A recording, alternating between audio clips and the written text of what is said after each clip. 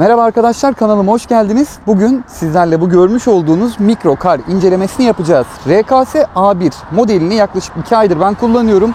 1700 kilometre civarına geldim. İncelemek için açıkçası birazcık bekledim. Tüm özelliklerini öğrenip sizlere öyle aktarmak istedim. Şimdi cihazın özelliklerine geçeceğim. Ardından kullanımını sizlere göstereceğim. Bunu almak istediğiniz takdirde aklınıza gelebilecek her türlü soruyu bu video içeriğinde sizler için yanıtlıyor olacağım. Hadi başlayalım. Aracın ilk başta dışından başlayacağım. Şöyle gördüğünüz gibi mini bir araba. Gerçekten küçük mü küçük. Şöyle bakın, normal arabaların park ettiği yere park ettiğim takdirde tam ortasında kalıyor ve gerçekten küçük görünüyor. Dışarıdan göründüğünden aslında içi daha büyük. Bu bana şunu hatırlatıyor. İçi dışından daha büyük diye bir replik vardır. Eğer Doktor Wu'yu izleyenleriniz varsa oradan akıllarına gelecektir. 12 inçlik jantlara sahip. Onun haricinde maksimum yapabildiği hız 53 kilometre. Düz yolda 53 kilometre bir hıza ulaşabiliyor. Bu aracın içerisinde 2 kW'lık bir motor var. İnternette 2,5 olduğu yazıyor fakat 2 kW'lık bir motora sahip bu.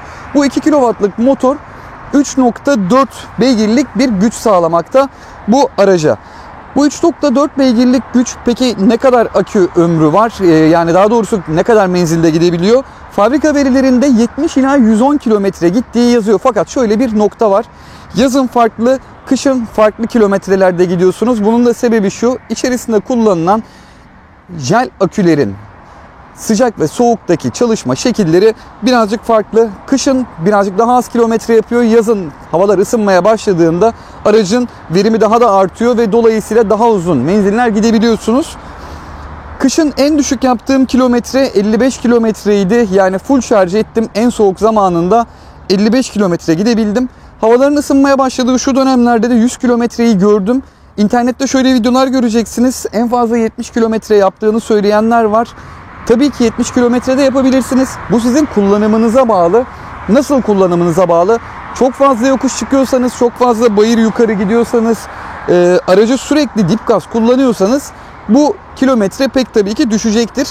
Şöyle arka tarafına doğru yavaş yavaş gelecek olursam, gördüğünüz gibi arka tarafında stop lambaları var.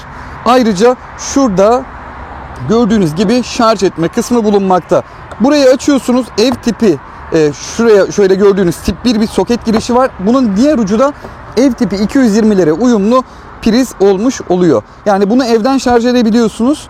Bu arada hangi kabloyu kullanmalıyım diye de düşünecek olursanız 3x2.5'luk TTR kablo kullanırsanız yanmalara karşı korumalı olmuş olursunuz. Çünkü bu 16 amper bir akım çekiyor.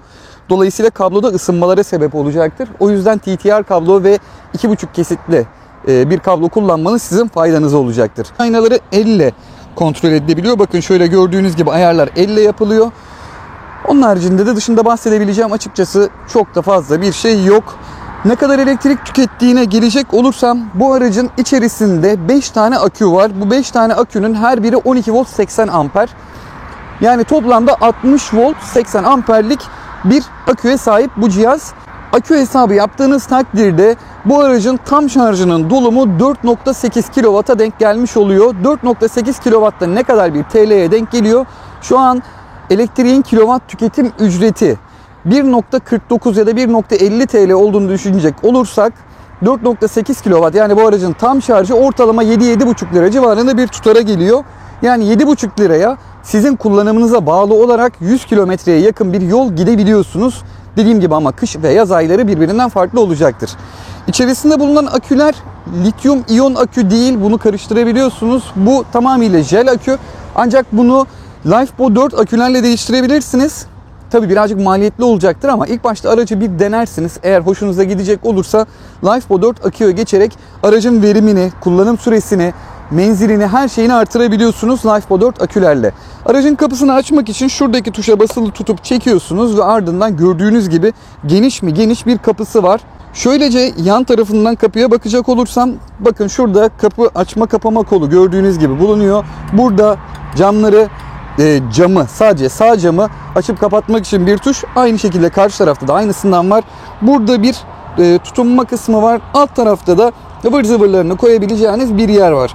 Bu arada burada da hoparlör bulunmakta. Karşılıklı 2 tane hoparlörü var. Çok yüksek ses vermese de içerisinde kullanılan multimedya sistemini size kullandırtıyor. Şunlar bu arada yoktu. Bunları ben ekledim. Bakın şöyle altında oturağı tam olarak böyle 4 tane akü. Bunun altında bir tane de akü buradaki şoför koltuğunun altında. Şu koltuk böyle çıkıyor. Yukarı doğru kaldırıyorsunuz, cırt cırtlı. Alt tarafında vidalı kısımlar var. Oradan akülere ulaşabiliyorsunuz. Arka tarafında yaslanma kısmı bu şekilde. Ben yine buraya aynı şekilde opsiyon olarak bir sineklik koydum. Güneşlik koydum, özür diliyorum. Arka taraftaki cam açılıyor. Üst taraftaki sunroof açılıyor. Yan taraftaki camlar açılıyor. Yani kısacası arabanın her tarafındaki camlar açılabilmekte. Şimdi aracın içine binmeden önce şöyle koltuğunu da tekrardan göstereyim. İleri geri ayarlayabiliyorsunuz. Ayrıca geri yatırma seçeneğiniz de bulunmakta. Benim yüksekliğimde ve benim ağırlığımda, ben 1.82 boyundayım, 90 kilo ağırlığındayım. Benim ağırlığımda 3 kişi çok rahat bir biçimde buraya oturabiliyoruz. Şurada bacak mesafesi aslında çok kısa değil. Ön tarafa oturacak kişi eğer çok fazla arkaya itecek olursa arka tarafa bir kişi belki sığar. Ancak iki kişi şu mesafede durduğu takdirde rahatlıkla sığabiliyor. Arka tarafta gayet oturulabilir, net bir alan var. Koltuğa gelecek olursam koltuk yüksekliği gayet iyi. Boyunuza göre pek tabii ki çok da uzun birisiyseniz oturduğunuz takdirde kafanız şuradan dışarı taşabilir. Ancak ben rahat bir biçimde buraya yaslanıp oturabiliyorum. Şimdi aracın içine geçeceğim. Farklı bir açıya geçtim. Aracın iç kısmını sizlere göstereceğim. Gördüğünüz gibi gayet geniş, normal standart boyutlarda bir direksiyonu bulunmakta. Normal araçlarda olan direksiyonun boyutuyla tamamıyla aynı bir boyutta direksiyon. Şurada görmüş olduğunuz gibi her iki tarafta da havalandırma menfezleri bulunmakta. Bunlar nasıl aktif edilebiliyor? Siz isterseniz buradan sadece havalandırmayı çalıştırabiliyorsunuz. AC tuşu geçersiz, yani bir soğutma özelliği bulunmamakta. Ayrıca kış aylarında da hem buğu çözme hem de aracın içerisindeki soğuğu kırmak için PTC tuşu var. Bu da sıcak ayarı olmuş oluyor. Pek tabii ki bu aküyü hızlı bir biçimde tüketiyor. Burada onun haricinde dörtlü flaşör tuşumuz var. Dörtlü flaşörler buradan çalışmakta. Burada D, N ve R şeklinde vites ayarı bulunmakta. Şuradaki tuştan hemen hemen kimse bahsetmemiş. Daha doğrusu birçoğu saçmalamış. Bu tuş hiçbir işe yaramıyor. Arkasında hiçbir bağlantı yok. Tamamıyla boş. Opsiyon olarak koyulmuş. Örnek siz daha sonrasında buna farklı daha fazla akü eklediniz. Bu aküler arasında geçiş yapmayı açıkçası bu tuş ile yapabilirsiniz. Burada start stop tuşu var. Aracı çalıştırmaya ve durdurmaya yarıyor. Şu havalandırma menfezlerinin de açılıp kapanmasını şöyle göstereyim. Bakın gördüğünüz gibi bu şekilde açılıp kapanabiliyor. Yan tarafına tekrardan gelecek olursam burada kapı açma kapatma kolu var. Burada camı açıp kapatmaya yarayan tuş bulunmakta. İki cam da otomatik. Haricen şurada da gördüğünüz gibi aracı kapısını kilitlemek için manuel kullanabileceğiniz bir tuş bulunmakta.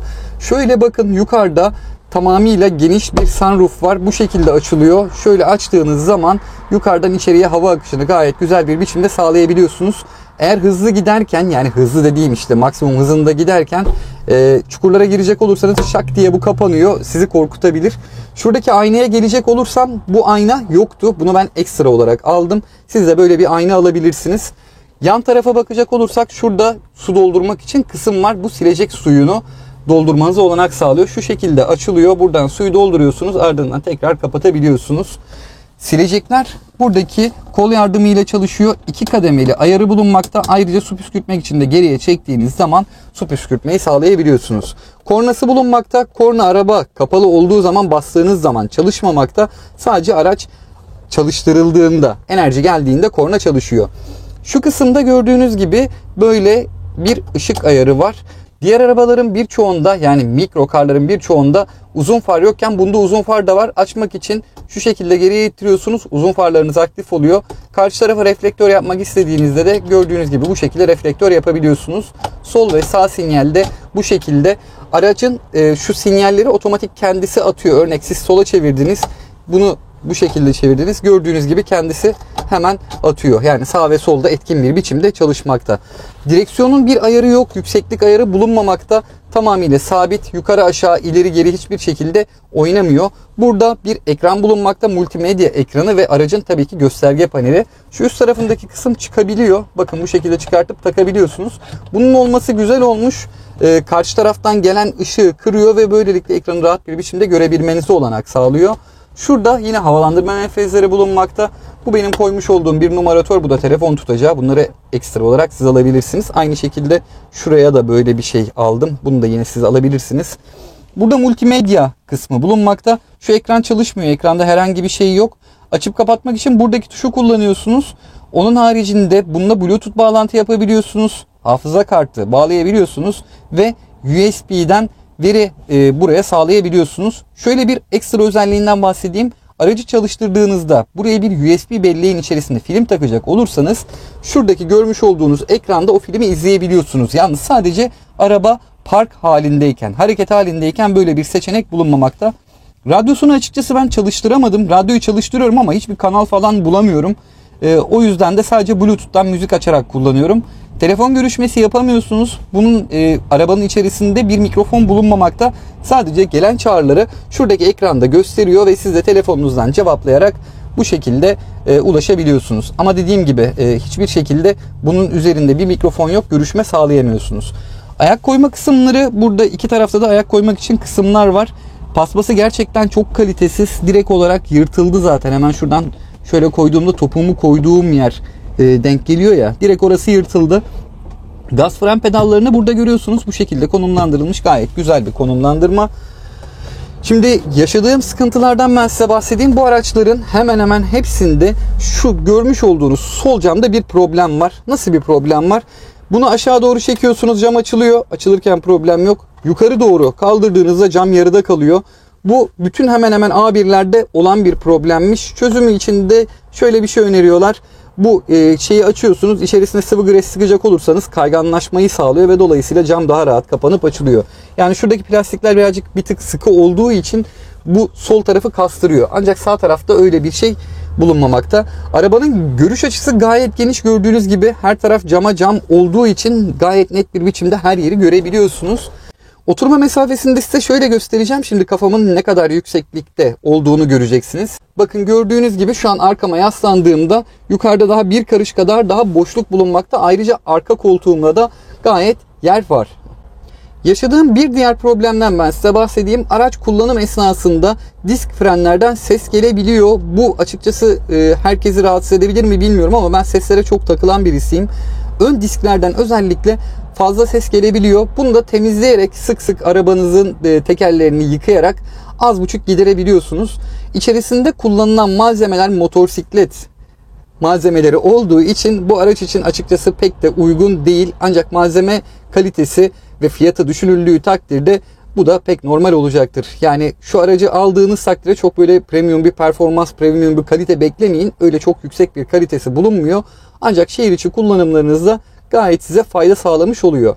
Şimdi bunda neler yapabilirsiniz? Dediğim gibi yaz kış olarak kilometre farkı çıkacaktır. Kışın kullanımlarınızda en düşük 50-55 kilometre civarında kullanabileceksiniz. Pek tabii ki bu sizin yine kullanımınıza bağlı. Bayır yukarı çok fazla çıktınız, çok fazla yokuş gittiniz ya da ne bileyim gazı hep dip gaz olarak kullandınız. Bu sizin kilometre limitinizi düşürecek. Ayrıca kışın kullanımlarda klimayı her çalıştırmanız ve klimayı aktif bırakmanız da sizin kilometrenizi etkileyecek. Aracın farlarını açmanız kilometreyi etkileyecek. Yani kısacası yapacağınız her şey sizin aracınızın menzilini bir tık ufak düşürecektir. Yaz kullanımlarında hava sıcak olduğu takdirde camlarınızı açarak klimayı bir şey çalıştırmadan kullandığınız zaman ve tabii ki sürekli bayır çıkmadığınızda ve dip gaz gitmediğiniz takdirde aracınız 100 kilometreyi görebiliyor. Ben gördüm açıkçası. 110 kilometreye de zorlar mı? Bence zorlar. Yani yapılır mı? Yapılır. Şimdi aracı çalıştıracağım. Çalıştırdıktan sonra panelde olanları sizlere göstereceğim. Şuradaki start stop tuşuna basıyorum. Start stop tuşuna bastıktan sonra araç çalışıyor ve şöylece size ekranı göstereceğim. Bakın ekranda sol tarafta odo var. Bu odo yapmış olduğunuz toplam kilometre, trip dediği şey de sizin aracı çalıştırdıktan sonra yapmış olduğunuz kilometre olmuş oluyor. Multimedya dediği şey, eğer telefonunuzu az önce gösterdiğim multimedyaya bağlayacak olursanız burada on ve Bluetooth bağlı şeklinde uyarıları görebiliyorsunuz. Burada akünün voltajını görüyorsunuz. Yüzdelik bir biçimde gösterim yok. Peki bunu nasıl anlayacağız? 65.6 volt şu an diyor. Ben sabah şarjı yaptıktan sonra aracı toplam 12 kilometre kullandım. Normalde şarjdan çektiğimde burası 67 voltu görmüştü. Kullanımdan sonra 65.5'e kadar düşmüş oldu. Şimdi ben bunu kullanırken son gaz bastığımda bu akü voltajı 53 volta kadar düşüyorsa zaten şu ibrede otomatikman şuralara falan geliyor. Siz artık yavaş yavaş evin yolunu tutun demek anlamına geliyor bu. Yani eğer 53 volta bu düştü, siz eve çok uzaksanız sıkıntıyı çok büyük bir biçimde yaşayacaksınız demek. Nasıl oluyor? Arabayla gidiyorsunuz. Şurada kırmızı ışık yanmaya başlıyor. Yavaş yavaş artık aracın kilometresi düşmeye başlıyor. Yani hızı düşmeye başlıyor. Bu şöyle olmuyor. Yani şarj bitti bir anda yolda kaldın olmuyor. Kilometre yavaş yavaş düşüyor. 30 kilometrelerde artık maksimum hızını seyredebiliyor. Veya iyice düştü. Siz gaza basılı tutuyorsunuz. Araba yavaş yavaş kendini durduruyor. Akü voltajı tekrar yükseliyor. Tekrar gaza basıyorsunuz. Tekrar hareket ediyor gibi. Sizi o şekilde kırmızı haldeyken bile bir 7-8 kilometre daha rahatlıkla götürebiliyor. Yani bununla hani şarjım bitti, yolda kaldım, bir anda durdu gibi problemler yaşamayacaksınız. Öyle bir sorun kesinlikle olmuyor. Aracın şimdi kullanımına geçeceğim. Kullanım esnasında da nasıl hissettirdiğini, ne gibi sesler duyabildiğinizi ve aracın 0-53 kilometre arasını ne kadar sürede yaptığımızı birlikte göreceğiz. Burada bahsetmeden geçmeyelim. Burada bir de emniyet kemeri var. Arka tarafta 2 kişilik yer var ama bir tane emniyet kemeri bulunmakta. Emniyet kemerini de şu şekilde takabiliyorsunuz. Kış aylarında şuradan deli dehşet bir soğuk geliyor. Burayı bir şeyle kapatacak olursanız o soğuğu kesmiş olursunuz. Ayrıca şarj göstergesini ben size göstereyim. Bakın şimdi. Aracı şarja taktıktan sonra şurada bir ışık yanıp sönmeye başlıyor. Bu ışık kırmızı yanıp söndüğü zaman araç 0 ila %20 arasında şarj oluyor. %20 arasında şarjı var demek. Sarı yanıp söndüğü takdirde 20 ila 80 arasında, yeşil yanıp sönmeye başladığında da araç 80 ila 100, %80 ila 100 arasında bir şarjı olduğu belirtilmekte. Tamamıyla yeşil yanık kaldığında da artık şarj oldu, yola çıkabilirsiniz demek oluyor. Şimdi araçla yola çıkacağım. Vitesi şuradan gördüğünüz gibi D'ye aldım. El frenini indirdim ve aracı artık kullanmaya başlıyorum. Bu arada sürücü koltuğunda da kemer var ama onu şu an göstermedim. İlk başta şuradan bir çıkalım.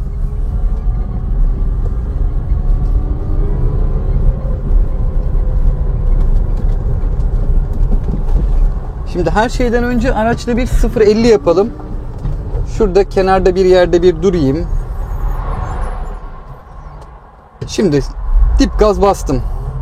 Araçla 0-53 kilometre testini yapıyoruz. Ne kadar sürdüğünü ekranlarda saniyeyi takip ederek görebileceksiniz. Ben saniye tutmuyorum şu an.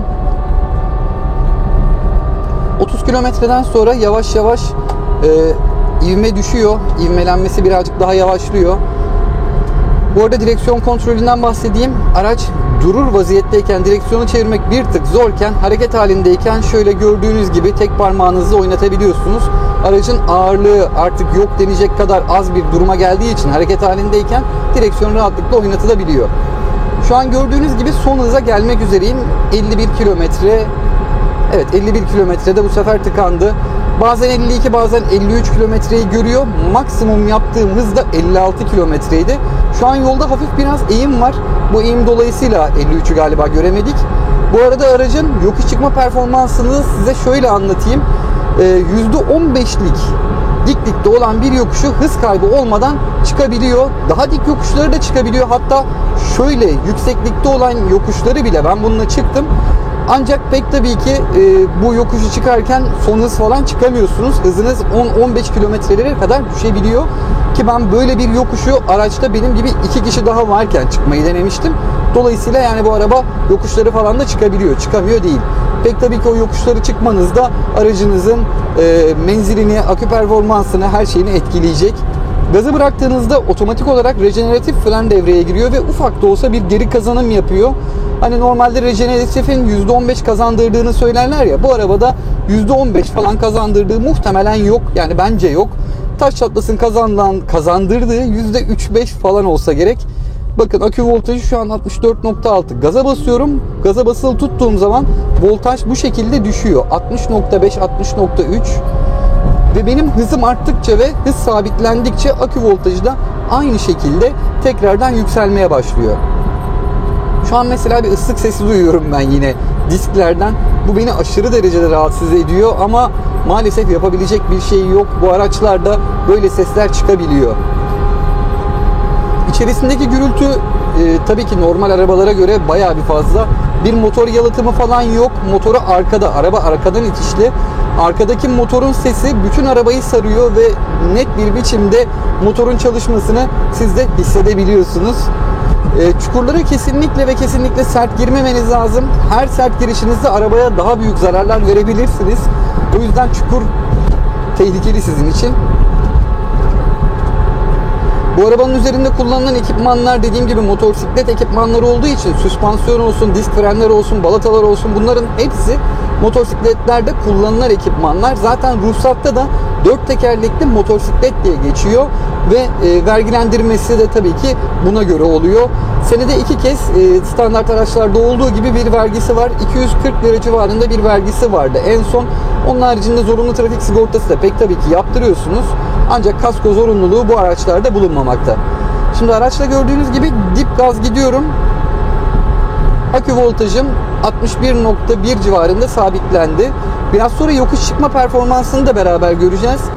İstanbul Kartal tarafında oturanlar şimdi çıkacağım yokuşu biliyorlardır. Az çok ileriden sağa döneceğim ve bir yokuş çıkacağım. Bu yokuştaki performansını da beraber göreceğiz. Son gaz girmeyeceğim tabii ki. 50 kilometre ile viraja girmeyeceğim. Takla atma riskim çok yüksek. Bu araçların böyle bir çok güzel süspansiyon sistemi ve ağırlık denge merkezi falan düzgün olmadığı için virajlara sert girmeniz durumunda takla atmanız çok olası. O yüzden böyle çok sert hareketler, yani şöyle hareketler yapmamanız lazım. Direkt olarak takla atabilirsiniz. Bunu göstermek için yaptım ama tabii ki daha sert hareketler yaptığımızda çok büyük tehlikelere yol açabileceğiz. Şimdi gördüğünüz gibi ileriden sağdan döneceğim ve ardından yokuş testini de beraber yapacağız. Araçta şu an tek başımayım. Videonun önceki kısımlarını eğer izlemediyseniz 1.82 boy 90 kilo ağırlığındayım. 90 kilo ağırlıkla bu aracı kullanıyorum.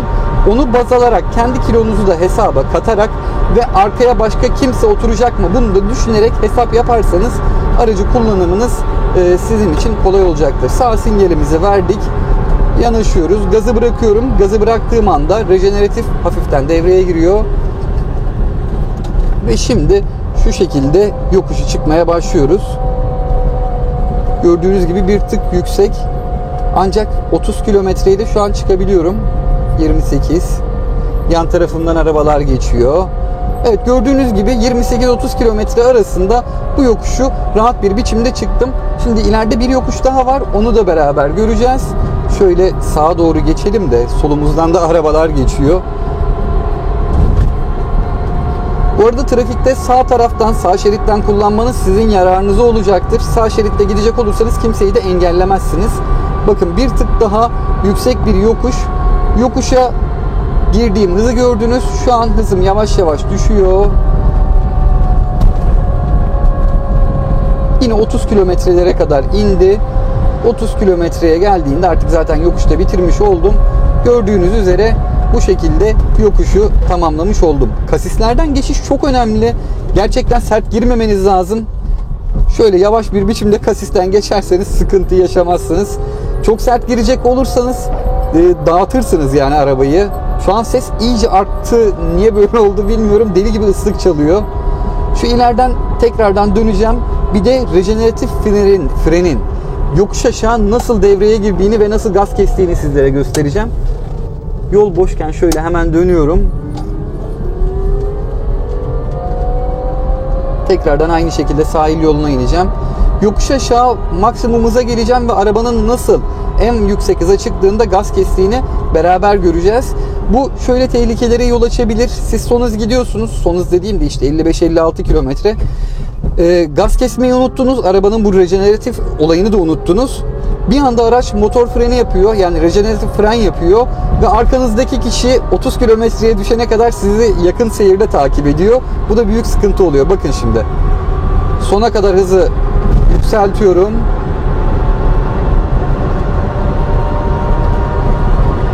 Bu sefer gaza geldi. 58. Evet, şimdi 58 kilometreyi gördüm ve artık gaza basılı tutmama rağmen hız 30 kilometreye kadar düştü ve 30 kilometreye geldiğinde tekrardan gaz alır duruma geldi. Yani yokuş aşağı gidecek olursanız ayağınızı gazdan 50 kilometre civarında çekin. Araç kendi kendine ivmelensin. Böylelikle rejeneratif fren yapılma olayından da kurtulmuş olursunuz. Şimdi bu arabayı ne işlerde kullanabilirsiniz? İşe gidip gelirken kullanabilirsiniz. Menziliniz çok uzun değilse kullanabilirsiniz. 8 saat maksimum şarj süresi olduğunu baz alarak gün içerisindeki işlerinizi yaparken kullanabilirsiniz. Ben çocuklarımla dışarı çıkarken bunu kullanıyorum. İşe gidip gelirken bunu kullanıyorum. Açıkçası beni gün içerisinde çok rahat bir biçimde idare ediyor ve üzmüyor. Normalde top taşımaya vereceğim parayı şunun elektriğine veriyorum. Hatta yarı yarıya beni kâra geçirmiş oluyor. Akü maliyetlerini de baz alacak olursam senelik ya da 2 senede bir de aküsünü değiştireceğimi düşünecek olursam beni gerçekten çok rahatlatacak bir şey. Bunu aldığınız zaman zarar etme şansınız yok. Aracın kilometresi yükselse bile hiçbir şey fark etmiyor. İçerisinde kullanılan elektrik motoru fırçasız bir motor olduğu için çok uzun süreler kullanılabiliyor ve bir zarar görmüyor. Fırçasız motorları araştıracak olursanız zaten ne kadar dayanıklı motorlar olduğunu da görürsünüz. Benim videoda açıkçası bahsedeceklerim bu kadar. Ben bu arabayı çok sevmiş durumdayım ve uzun zamanlarda kullanacağım. Artık bundan sonra elektrikli araçlardan vazgeçeceğimi düşünmüyorum. Bunun daha sonrasında bir üst modelini almayı planlıyorum.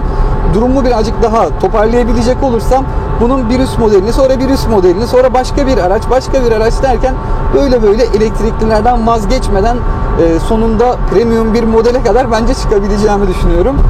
Araçla ilgili ben yine videolar çekmeye devam edeceğim. Çektikçe sizlerle paylaşırım. Sorularınız olacak olursa yorumlar kısmından benimle paylaşırsanız elimden geldiğince cevap vermeye çalışırım.